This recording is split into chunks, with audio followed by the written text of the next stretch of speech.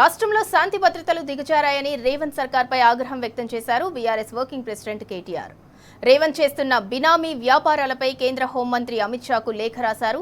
రేవంత్ రెడ్డి బినామీ company KLSR Infratech కంపెనీపై నమోదైన కేసుల విచారణ సందర్భంగా ముఖ్యమంత్రి ఆదేశాల మేరకు అధికారులు సాక్ష్యాధారాలను తారుమారు చేశారని మండిపడ్డారు.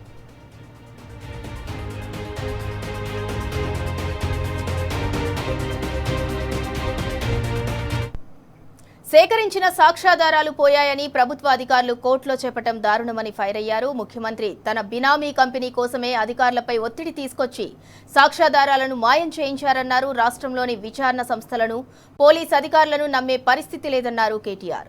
రాష్ట్రంలో లా అండ్ ఆర్డర్ పూర్తిగా క్షీణించిందని, పోలీసు వ్యవస్థపై ప్రజలకు నమ్మకం పోయిందని చెప్పారు. కేఎల్ఎస్ఆర్ కంపెనీ దివాలా తీసిన తర్వాత కూడా రేవంత్ రెడ్డి 2500 కాంట్రాక్టులు కేటాయించడమేంటని నిప్పులు చెరిగారు.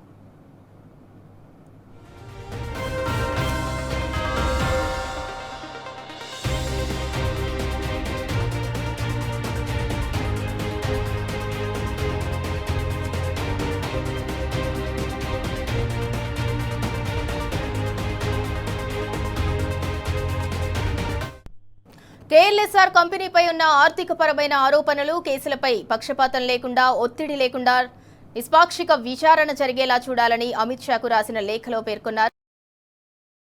తో పాటు యంగ్ ఇండియా స్కూల్ ప్రాజెక్టులు, రోడ్డు నిర్మాణ పనులను అడ్డగోలుగా దివాలా తీసిన ఈ కంపెనీకి అప్పగిస్తున్నారని కేటీఆర్ మండిపడ్డారు.